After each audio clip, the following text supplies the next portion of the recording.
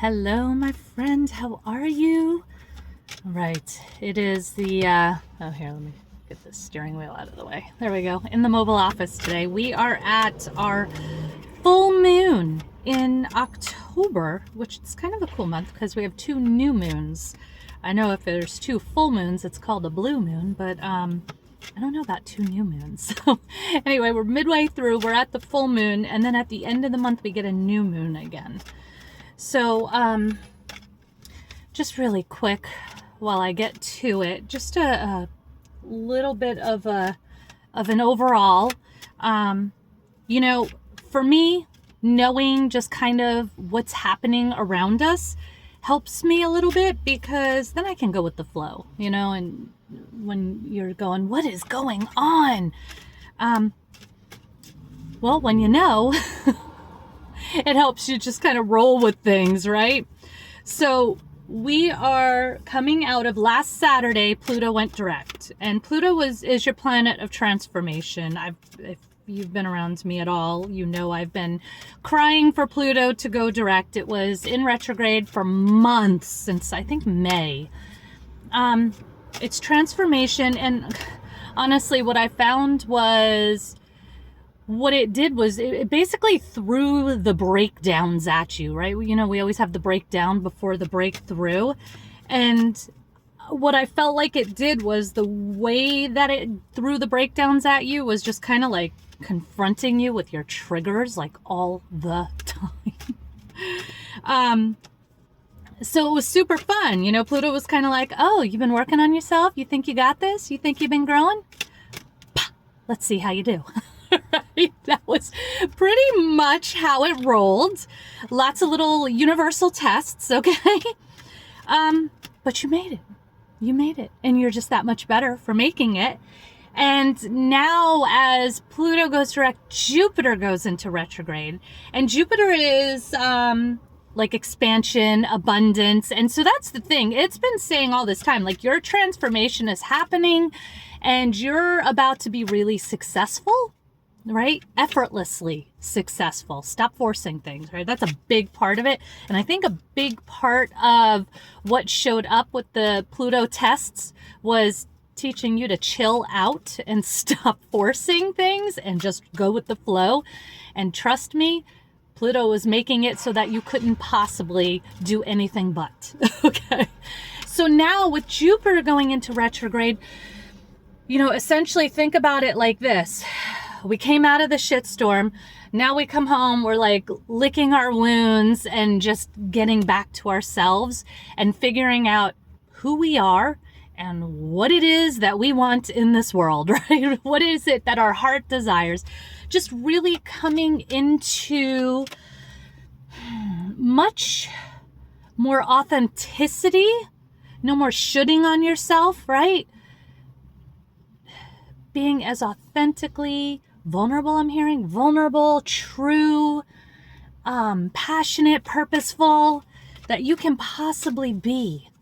And like at a whole new level for it.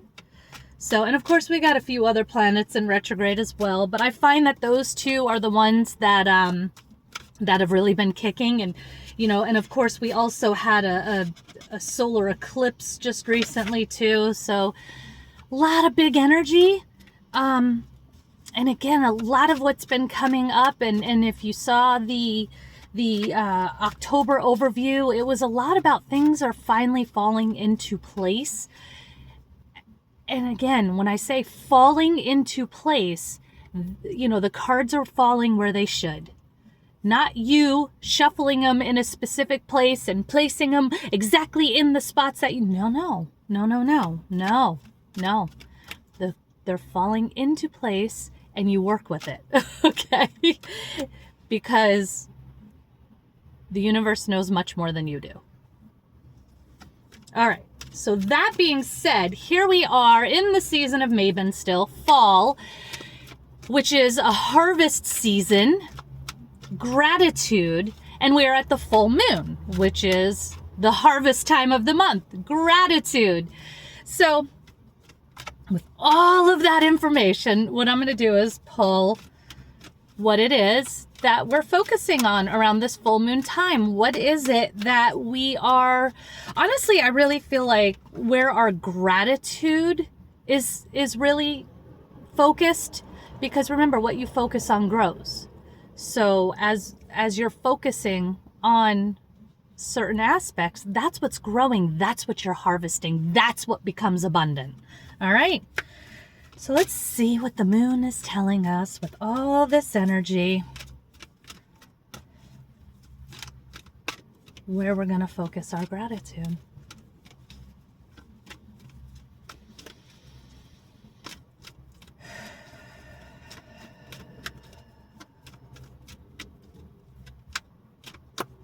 Okay.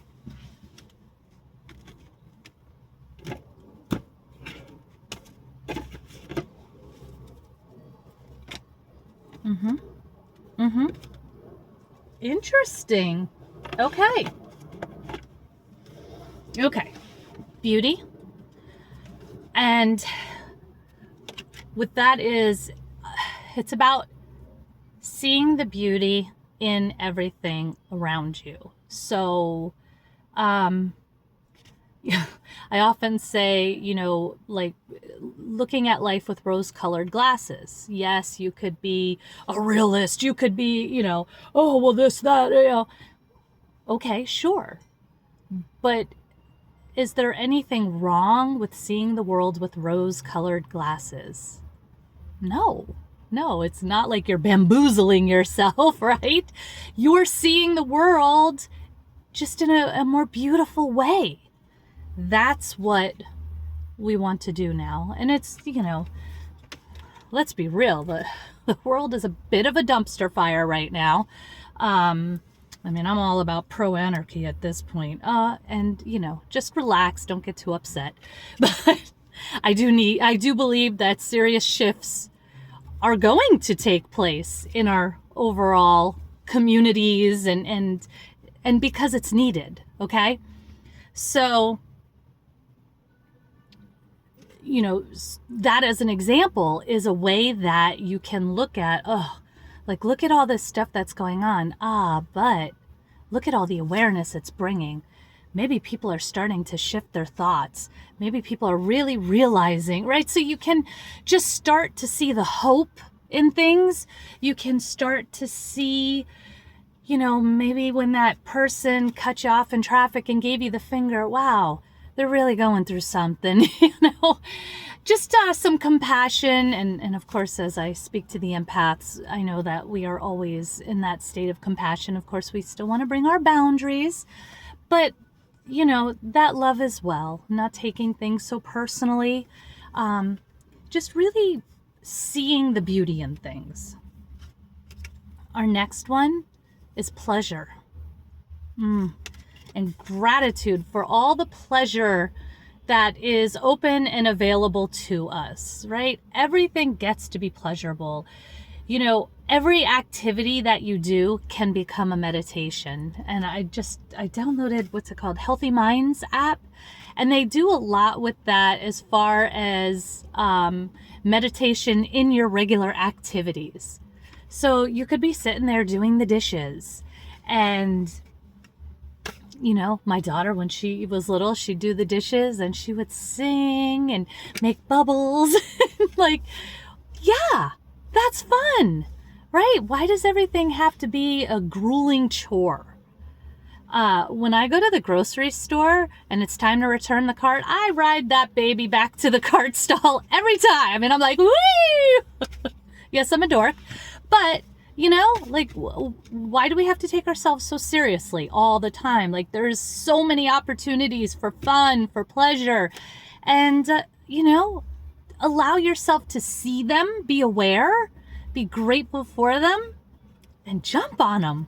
Yeah. And that's opening up to you. So here's the other one that's really interesting. It's the masculine, right? But this is a lunar god. So that's kind of a conundrum when you think about it, because really the lunar is that yin energy, the more feminine energy, goddess energy, right? So a lunar god is almost like an oxymoron, but I feel like a very special sort of power. okay? It's that blend of the masculine and feminine, which really goes into play with this time of year. This is fall, so this is a time where we're going to come into balance. Yeah. So, and that's one of the things I've been really noticing with the energy updates that I send out to my tribe, is it has been like, okay, get in alignment, take your action, sit back. You know, so it has been this kind of back and forth energy that's been happening. Like, yes, take that aligned action and then let things fall into place. Okay, now take that next action and let things fall into place, instead of go, go, go, go, go, go, go. So again, things are falling into place. So just take those opportunities and then let go the rest of the time. Okay? So that's it. That is what we're harvesting. That is where we want to focus our gratitude. Okay? And just that practice, see the beauty. Enjoy life. Enjoy all the stuff. When you catch yourself taking yourself too seriously, we're all guilty of that, right? Just take a step back. And then finally, let's balance that masculine and feminine energy. Yeah. So that's what I've got for you. I hope this was helpful. Subscribe if you like knowing the stuff. And I see you. I love you. I believe in you.